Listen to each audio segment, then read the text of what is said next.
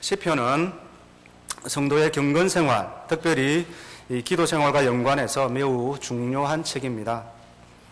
이런 시편을 읽는 전통적인 방식은 개개의 시들을 문맥을 고려하지 않고 독립적으로 읽는 것이었습니다. 각각의 시들은 저자도 다르고 지어진 시기와 정황도 다르고 다루는 주제도 다릅니다. 그리고 각각의 시들은 그 자체로 하나의 완성된 작품입니다. 그래서 이 150편의 시들이 함께 모여 있어도 이것들이 서로 연결되어 새로운 주제나 의미를 전달한다라고 하는 생각은 하지 않고 150편이 있지만 그러나 각각의 시들로 독립적으로 읽혀지게 된 것입니다. 그런데 비교적 최근에 이런 시편 읽기에 새로운 변화가 좀 생겼습니다. 시편이 개개의 시편인 것은 사실이지만 그러나 시편이라고 하는 한 권의 책, 그래서 150편을 담고 있는 이 하나의 책으로서의 시편은 그저 아무렇게나 모아서 수집된 것이 아니고 통일된 내용과 일관된 주제를 가지고 엮여졌을 것이다, 묶여졌을 것이다 라고 하는 것을 전제하고 앞과 뒤의 문맥을 고려하며 시편을 읽기 시작한 것입니다. 그렇게 하다 보니까 놀랍게도 이 시편에도 문맥이 있고요, 이것을 따라 흘러가는 선명한 주제들이 있다라고 하는 사실들을 알게 되었습니다.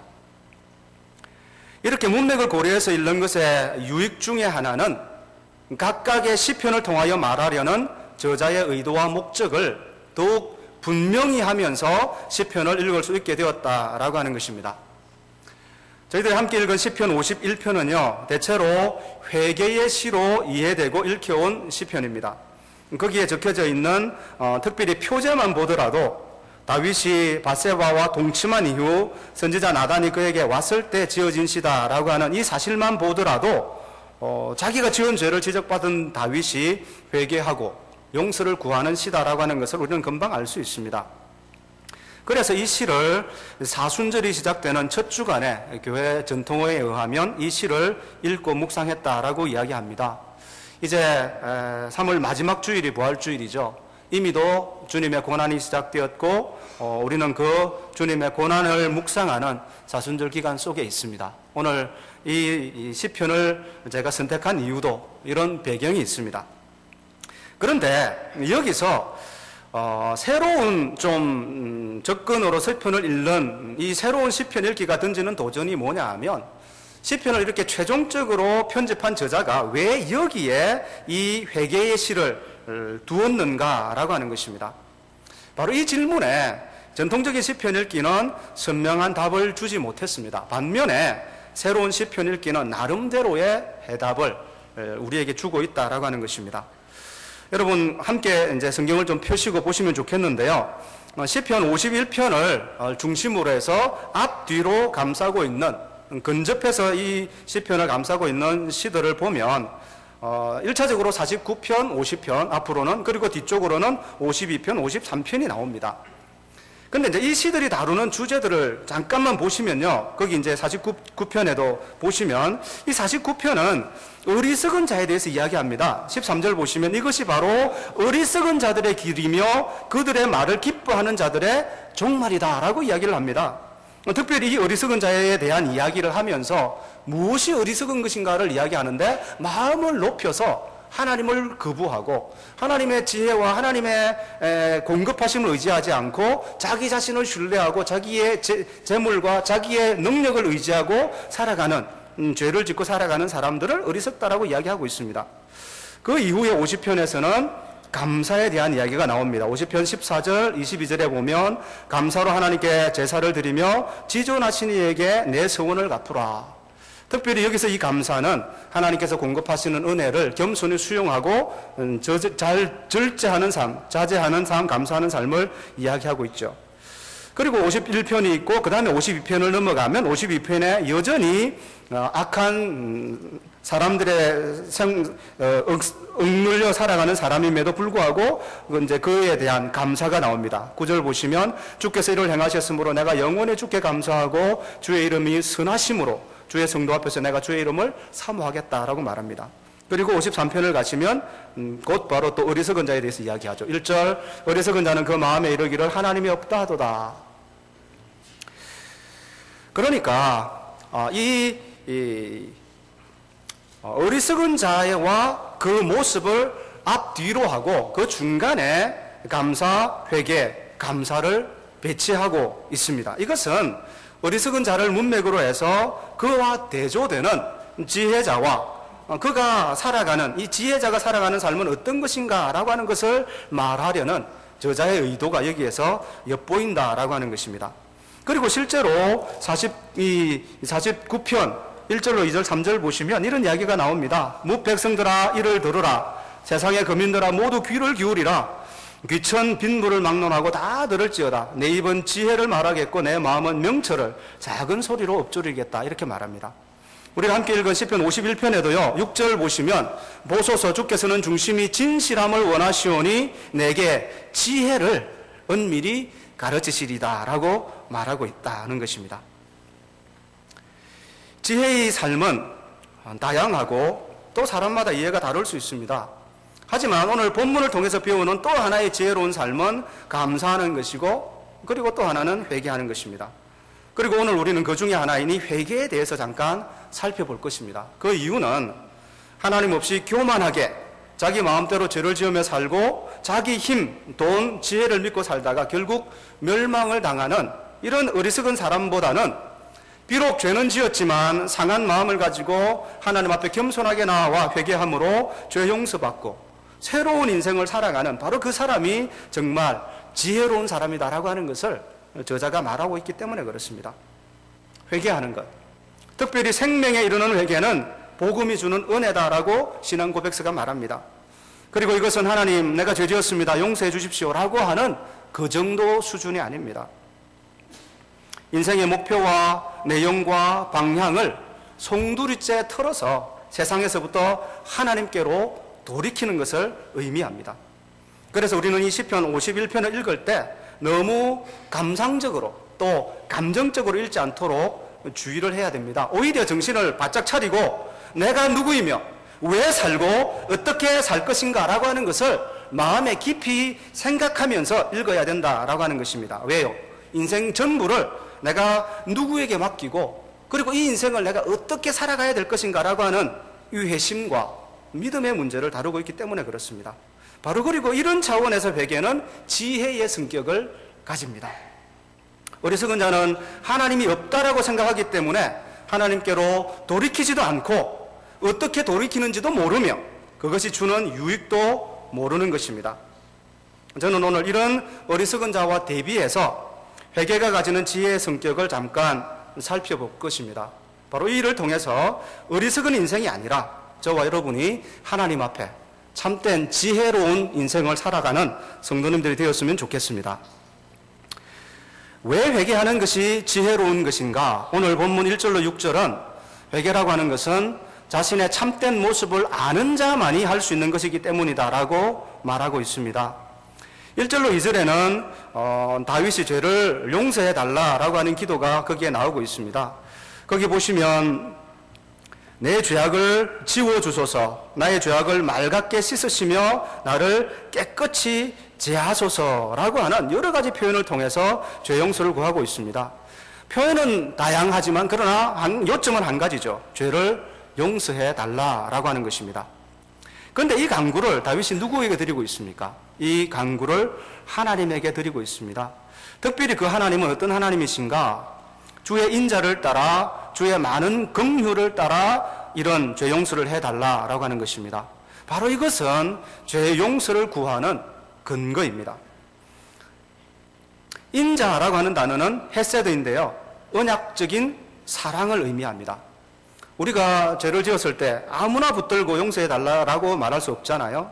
다윗은 자기 자신과 지금 언약적인 관계를 맺고 있는 바로 그 하나님께 나와 죄 용서를 구하고 있고 바로 그 하나님이 신실하시며 긍휼하시며 사랑이 많으신 하나님이신 것을 붙들고 지금 이 죄 용서를 구하고 있습니다. 이것은 오늘날 저와 여러분에게도 마찬가지입니다. 우리가 아무리 어처구니 없는 엄청난 죄악을 짓는다 할지라도 우리가 주님 앞에 나올 수 있는 근거는 하나님은 예수 그리스도 안에서 저와 여러분과 새로운 언약, 새로운 관계를 맺고 계시고 바로 그 하나님은 우리를 용서하시기를 기뻐하시는 사랑과 긍휼이 풍성하신 하나님이시기 때문에 그렇습니다. 어떤 죄를 지었는지 모르지만 바로 이 하나님 앞에 나아와 죄 용서를 구할 수 있는 저와 여러분이 되었으면 좋겠습니다. 3절로 4절에서 다윗은 자신이 무슨 죄를 지었는지를 알고 있고 그 죄를 지적해 주시는 하나님의 말씀을 전적으로 수긍한다라고 말합니다. 무릇 나는 내 죄가를 아오니 내 죄가 항상 내 앞에 있나이다. 내가 주께만 범죄하여 주의 목전에 악을 행하였다. 이렇게 이야기를 합니다. 그런데 이 말을 할 때 우리가 한 가지 주목해 보아야 될 것은 자신이 지은 죄를 말하면서 구약에서 죄를 의미하는 모든 단어를 이 짧은 3절, 4절, 9절 안에 다 사용하고 있다라고 하는 것입니다. 잠깐 보실까요? 무릇 나는 내 죄과를 아오니 내 죄가 항상 내 앞에 있나이다. 내가 주께만 범죄하여 주의 목전에 악을 행했습니다. 우리 마음에는 선명하게 죄나 악이나 죄과나 이게 특별히 다른 의미로 다가오지 않지요. 그러나 이것은 분명히 다른 것입니다. 하나님을 향하여, 사람을 향하여, 자기 자신을 향하여 가지는 뉘앙스가 다른데 바로 이 세 단어를 표현하고 있다라고 하는 것입니다. 이를 통해서 다윗은 무슨 의미를, 무슨 지금 고백을 드리고 있는 것 같으냐 하면 죄라는 죄는 내가 지금 다 지었습니다. 그래서 지금 나는 온통 죄로 가득 차 있다라고 하는 것을 고백하는 것 같다라고 하는 것입니다. 이것이 조금 과장된 표현일까요? 저는 그렇지 않다고 생각합니다. 다윗이 지은 죄를 한번 생각해 보면, 특별히 시편 51편의 정황과 관련해서 다윗의 죄를 한번 생각해 보면, 그는 우선 먼저 지금 바세바를 범하죠. 7개를 범합니다. 간음죄를 지었죠. 바로 이 죄를 감추기 위해서 그 남편 우리아를 죽입니다. 살인죄를 하나 더 추가하지요. 그 후에 이 일을 책망하기 위해서 하나님께서 나단 선지자를 보냅니다.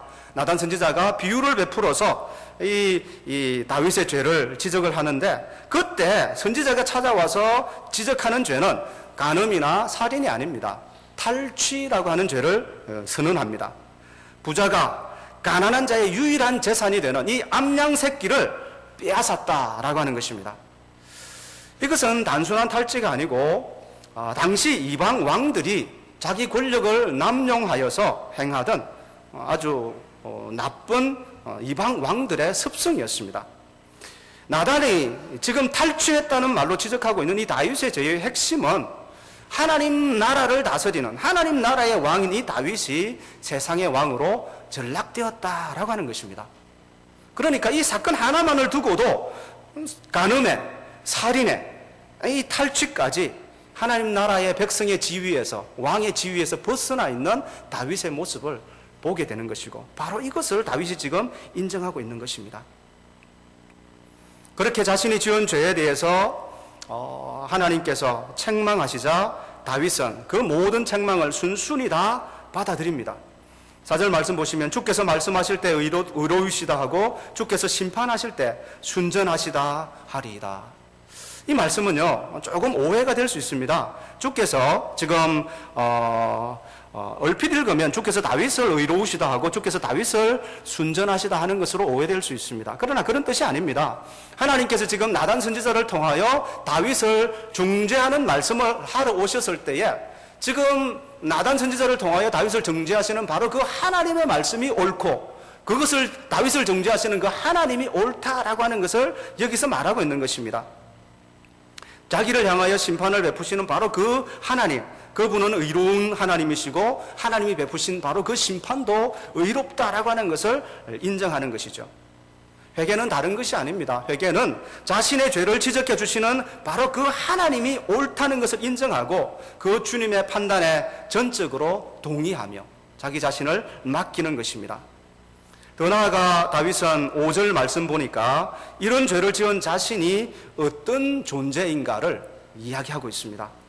내가 죄악 중에 출생하였으며 모친인 죄 중에 나를 잉태하였나이다 라고 이야기합니다. 지금까지 우리가 들어왔던 개혁주의 교회가 고백하고 있는 전적 타락의 교리입니다. 전적 타락의 교리는 가끔씩 오해가 되어지고 있는데 사실은 그런 의미가 아니고 전적으로 타락했다라고 하는 말은 나의 존재가 근원에서부터, 뿌리에서부터 썩어 있다라고 하는 것을 고백하는 것입니다. 내가 어떻게 이런 끔찍한 죄악을 저지를 수 있었을까? 다윗이 고백할 때에 그 뿌리를 찾아가 보니까 자기가 근본으로부터 썩어져 있는 존재라고 하는 것을 깨닫게 되었다라고 하는 것입니다. 자, 이 다윗의 이 여러 정황을 통하여 드러나 있는 이 고백을 통하여 우리가 배워야 할 것은, 우리가 하나님 앞에서 죄 문제를 다룰 때 우리의 이 고백의 깊이가 어디까지 가야 될 것인가 라고 하는 것을 우리가 좀 생각해 보았으면 좋겠습니다. 오늘날 교회는 죄에 대한 이해, 그리고 죄에 대한 묵상이 너무나 얕은 것 같습니다.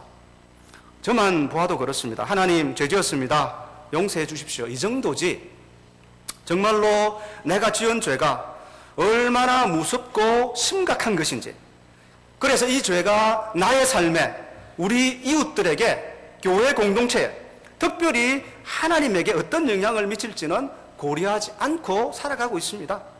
그리고 내가 짓는 이 죄의 뿌리는 어디까지이고 그 파괴력이 어디까지 미칠 것인지에 대해서 별로 생각지 않는 죄에 대한 불감증, 그리고 죄에 대한 무감증을 가지고 살아가는 것이 오늘 현대교회의 모습입니다. 우리가 하나님 앞에 진지하게 용서를 구하기 전에 우리는 먼저 바로 이 죄의 심각성에 대해서 생각해 보아야 될 것입니다. 죄가 얼마나 나의 심령을 어둡게 하고, 바로 이 죄를 짓는 것이 얼마나 나를 위하여 십자가에 돌아가신 그 주님의 십자가의 사랑을 배반하는 것이며, 바로 이 죄를 사랑하는 것이 나를 위하여 자기 아들을 주셔서 결국 자기 아들의 희생을 통하여 자기의 사랑을 확정하신 바로 그 하나님의 사랑을 얼마나 무가치하게 여기는 것인가에 대해서 우리가 깊이 동탄해야 된다라고 하는 것입니다. 죄는 이 정도로 더럽고 추악한 것이기 때문에 우리가 심각하게 생각해야 될 것입니다. 나아가 지혜와 연관해서 우리는 다윗의 이 고백을 가볍게 보지 말아야 합니다. 왜냐하면 다윗의 이 고백은요, 진정한 자아를 발견한 자의 고백이기 때문에 이 고백이 위대합니다. 우리 모두는 자기가 자기 자신을 잘 알고 있다고 생각합니다. 그렇지만 소크라테스가 너 자신을 알라 라고 말한 그 이후로부터 우리 인간은 자기가 누구인지를 찾고 있지만 찾지 못하고 있습니다. 그 반증이 뭐냐 하면 아직도 온 인류가 하나님 앞에 돌아오고 있지 않기 때문에 그렇습니다. 그런 차원에서 회개는, 하나님께로 돌이키는 이 회개는 아무나 하는 것이 아닙니다. 자기가 진정 죄인이다라고 하는 사실을 분명히 알고 인정하는 자가 돌이키는 것입니다. 그런 면에서 지금 하나님 앞에 돌아오고 있는 이 다윗은 지혜자입니다. 왜요? 진정한 자아를 하나님 앞에서 깨달았기 때문에 그렇습니다. 여러분은 어떻습니까? 여러분이 누구이신지를 알고 계십니까? 다윗이 자신의 참모습을 발견할 수 있었던 것은 하나님이 말씀을 가지고 그를 찾아오셨을 때에 그를 인정하고 받아들였기 때문에 그렇습니다. 다윗도 바세바를 취하고 그 남편 우리아를 죽이고 나서도 나단 선지자가 찾아올 때까지는 죄의식도 없이 뻔뻔하게 살았습니다. 그런데 나단 선지자가 말씀을 듣고 찾아와서 네가 바로 그 사람이다 라고 하는 말씀으로 그의 죄를 지적하고 책망했을 때 다윗은 거부하지 않았습니다. 순순히 인정했습니다. 바로 여기에 다윗의 위대함이 있고 바로 여기에 다윗의 지혜가 있는 것입니다. 다윗의 지혜는 그가 온전해서 죄를 한 번도 짓지 않았다는 데 있는 것이 아니고 그의 지혜는 죄를 지었지만 그러나 자기의 죄를 지적하고 찾아오시는 바로 그 하나님 앞에 솔직하게 자기 자신을 드러내고 항복했다라고 하는 거기에 다윗의 위대함, 지혜가 있는 것입니다. 우리도 마찬가지입니다. 우리가 진정한 자아를 발견하려면 우리의 심령이 하나님의 신방을 받아야 됩니다. 하나님은 어떤 분이십니까? 하나님의 말씀은 어떤 말씀입니까? 살았고 운동력이 있어서 좌우에 날선 어떤 금보다도 더 예리한 말씀이 우리의 삶의 목적과 동기와 내용과 방향을 점검해서 그때 그것이 얼마나 추악하고 더러운 것인가를 벌거벗은 것까지 드러내는 바로 그 순간을 우리는 만나야 됩니다. 그리고 그때에 그 정죄와 심판 앞에 겸손히 항복하고 두 손 들고 그리스도를 붙들어야 되는 것입니다. 그럴 때 다윗처럼 우리도 진정한 자아를 발견하게 되고 그때에 우리는 하나님께로 돌이키게 되는 것입니다. 우리 자신을 아는 참된 지식은 우리를 봄으로 나타나는 것이 아닙니다. 우리를 향한 참된 지식은 하나님을 볼 때에, 거룩하신 하나님 앞에 우리 자신을 비추어 볼 때에 우리의 모습을 알게 되는 것입니다. 이런 차원에서 생명에 이르는 회개는 복음이 가져다주는 은혜입니다. 하나님이 말씀으로 우리를 찾아오셔서 내가 누구인가를 먼저 인식시켜 주시기 때문에 일어나는 일입니다. 그리고 그것에 대한 믿음의 반응으로 우리는 회개하고 예수 믿고 지금 우리 모든 이 자리에 나와 있는 것입니다. 이제 우리가 교회를 중심으로 해서 계속해서 신앙생활해 나가는 것은 하나님께로 더 가까이 나아가기 위하여 끊임없이 자신을 말씀의 빛으로 비추어 보며 자기 자신이 누구인가를 깨달아가는 그 과정 이외에 다른 것이 아닙니다. 사랑하는 성도 여러분, 말씀과 동행하며 그 안에서 참된 자아를 비추보며 살아가고 계십니까? 지금 현재 저와 여러분이 살아가는 이 신앙생활이 이 상태로 그저 괜찮다고 생각하지 마십시오. 우리는 더 자주, 더 많이, 그리고 더 깊이 주님의 은혜를 경험하며 주님께로 돌아와야 합니다. 그래서 주님이 주시는 죄사함의 은총과 구원의 기쁨을 실제로 경험하며 우리는 살아가야 됩니다. 그렇게 하기 위해 우리는 말씀과 가까이 해야 되는 것이죠. 왜 우리 안에 참된 영적인 부흥이 없는가? 세상에서 성공하고 세상적으로 잘 먹고 잘 사는 것만 관심하고 있지, 진정 말씀의 빛 안에서 자신을 찾으려는 진정성 있는 시도는 아무도 하고 있지 않기 때문일 수도 있다라고 하는 것입니다. 그런 차원에서 참된 자아를 아는 것은 지혜의 문제입니다. 그리고 이 지혜는 말씀을 통하여 우리에게 전달됩니다. 말씀 생활이 자아 발견으로 연결되고 이 발견이 하나님께로 돌이키는 회개의 물결을 이루어서 이 시대에 진정한 부흥을 일으키는 주역으로 저와 여러분의 삶이 쓰여졌으면 좋겠습니다. 더 나아가 오늘 본문 7절로 12절은 회개는 자기가 처한 처지의 적절한 해결책, 곧 믿음으로 그리스도와 성령을 구하는 바로 이것이기 때문에 지혜로운 삶의 방식이 된다라고 말하고 있습니다. 앞에서 다윗은 자신이 전적으로 타락한 존재인 것을 고백했습니다. 그래서 그는 모든 종류의 추잡한 죄를 다 짓고 있다라고 고백했죠. 자기가 지은 이 죄 문제를 해결하기 위해서 다윗이 드리는 기도가 이제 7절부터 12절에 나오고 있는데요. 다윗이 집중해서 구하고 있는 것은 사실은 두 가지입니다. 7절로 9절에 보시면 죄용서를 지금 구하고 있고요. 그 다음에 10절로 12절에서는 자기의 영을 새롭게 창조해 달라라고 하는 것입니다.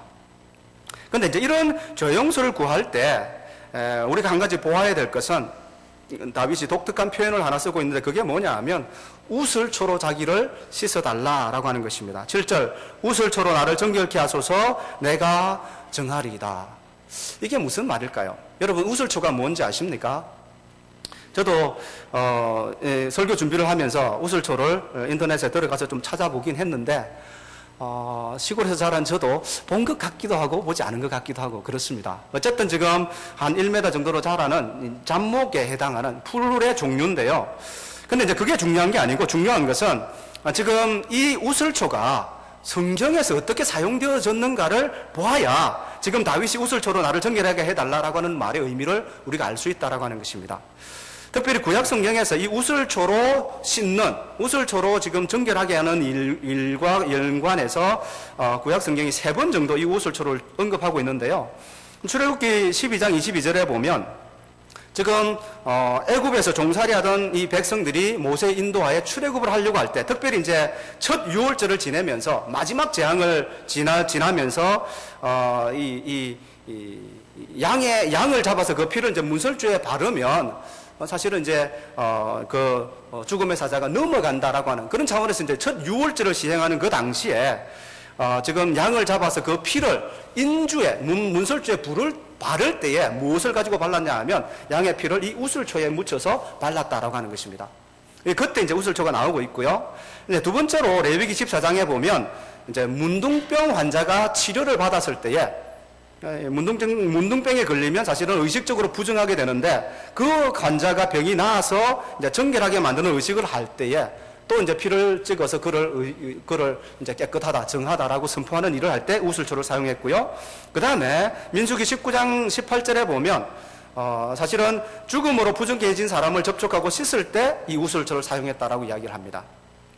그러니까 애굽에서 종이 되어서 거기서 탈출을 하려고 할 때, 그 다음에 여기 정말 쉽게 고칠 수 없는 이 문둥병에 걸렸을 때 거기서부터 나은 것을 정결하게 할 때, 그 다음에 죽은 시체를 만져서 부정하게 된 사람이 이제 정결하게 될 때 이런 우슬초를 사용했는데, 그렇다라고 한다면 다윗이 여기서 우슬초로 자기를 씻어달라라고 하는 말의 의미가 뭔가를 우리는 생각할 수 있습니다.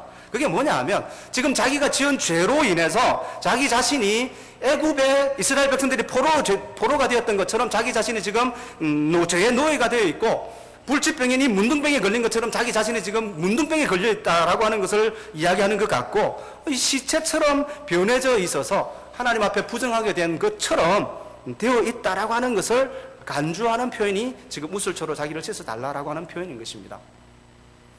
그래서 스스로의 힘으로, 스스로의 노력으로 벗어날 수 없는 그 상황에서 자기를 벗어나게 해주시는 바로 그 하나님의 은혜, 양의 피를 우슬초에 발라 뿌림으로 노임받고 치유받고 깨끗해진 것처럼 자기 자신도 그리스도의 보혈로 용서받고 씻음을 받기를 원하는 바로 이 간절한 소망을 우슬초로 씻어달라라고 하는 것으로 표현하고 있는 것입니다. 나아가 다윗은 10절로 12절에 심령의 온전한 회복을 간구하고 있습니다. 그런데 이 회복은 표현 그대로 이야기하자면 정한 마음을 창조해달라, 새로 지어달라라고 하는 것입니다.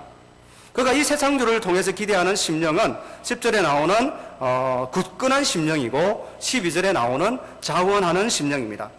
10절 하반절에서 정직한 영을 새롭게 해달라 이렇게 이야기하는데, 사실은 정직한 영이라고 하기보다는 정확하게 번역하면 어떤 유혹이나 환란에도 흔들리지 않는 견고한 심령입니다. 그리고 12절 이 자원하는 심령, 이것은 스스로 영의 인도하심, 하나님의 성령의 인도하심에 자발적으로 순종하는 바로 이 마음을 달라라고 하는 것입니다. 바로 이 마음을 지금 자기 마음속에 창조해달라라고 말할 때 이 다윗의 이 기도는 지금 현재 자기의 마음이 어떤 것인가를 반영해주고 있습니다. 다윗의 지금 현재의 이 마음은 여인의 유혹에도 쉽게 넘어지는, 흔들리는 갈대와 같은 연약한 마음이다라고 하는 것을 전제하고 있는 것입니다.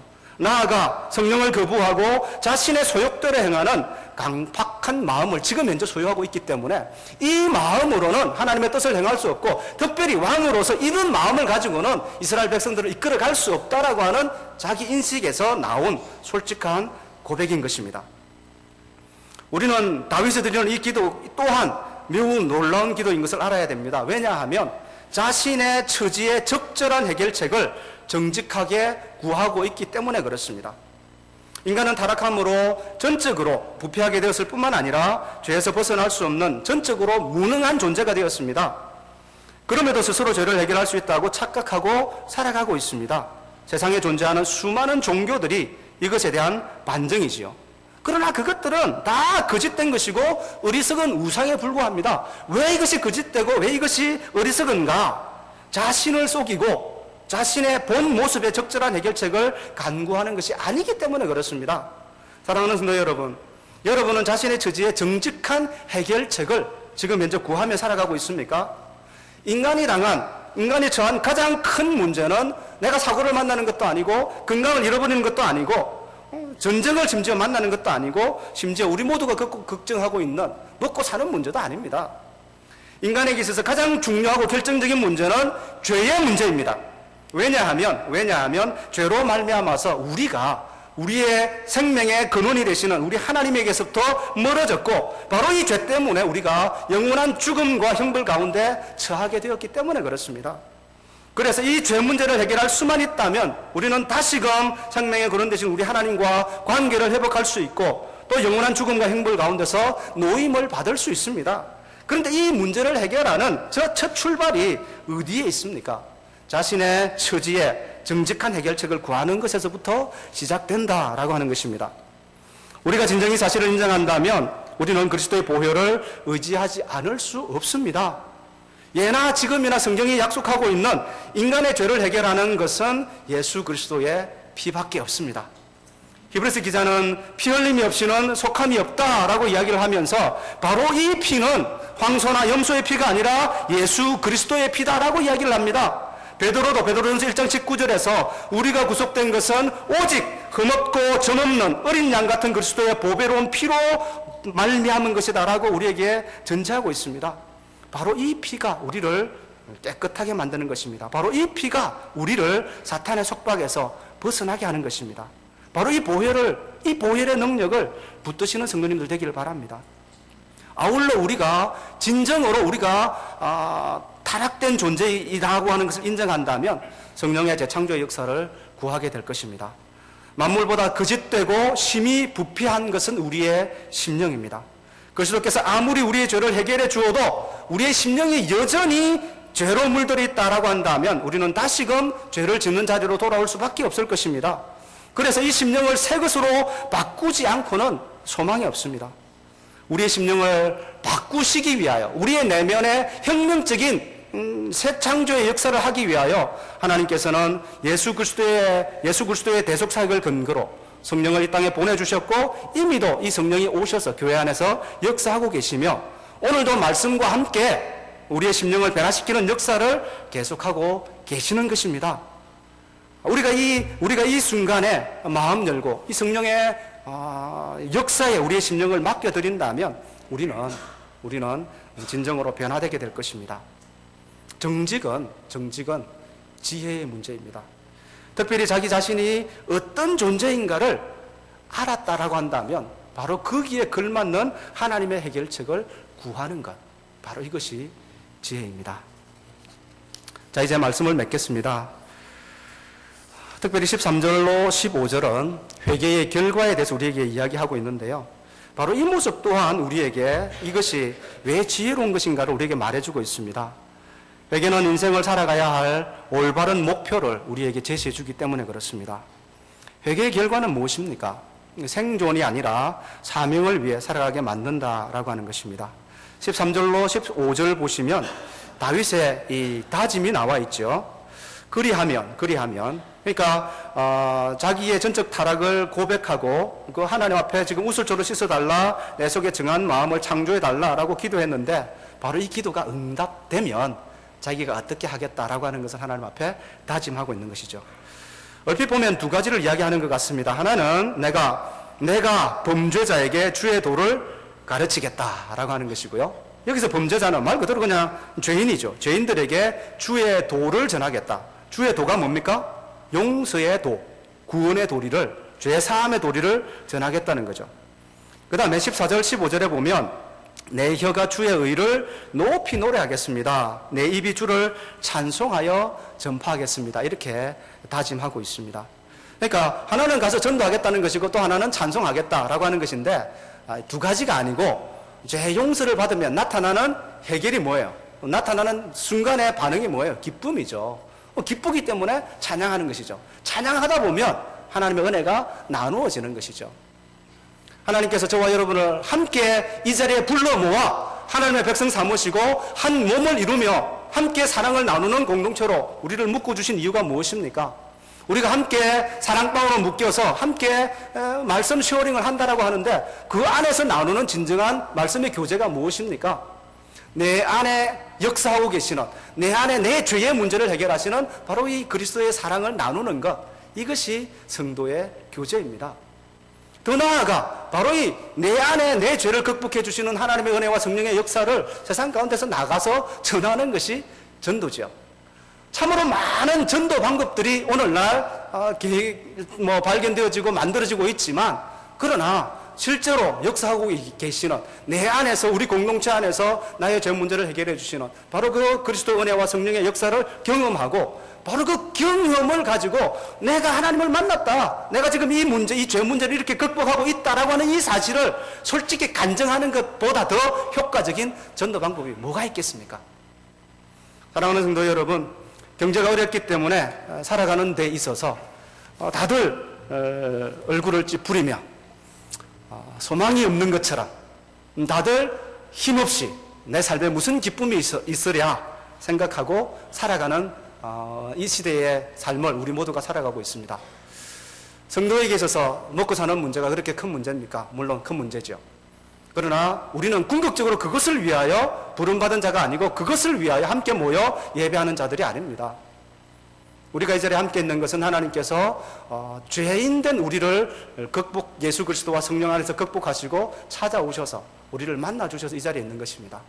바로 그 은혜를 함께 나누며 그 일을 이루신 하나님을 예배하는 것이 진정한 예배이고, 바로 이것을 나누는 것이 교제고, 이것을 전하는 것이 사실은 선교입니다.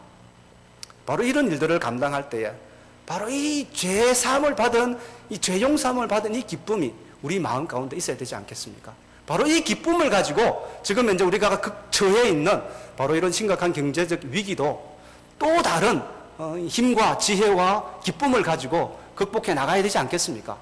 먼저 그의 나라와 그의 의를 구하는 자들에게 이 모든 것을 더해 주시리라 말씀해 주셨습니다. 그것은 다 하나님께 맡겨드리고 우리는 기쁨으로 우리에게 부탁해 주신 지혜자의 삶을 살아가는 저와 여러분이 되었으면 좋겠습니다. 같이 한번 기도하겠습니다.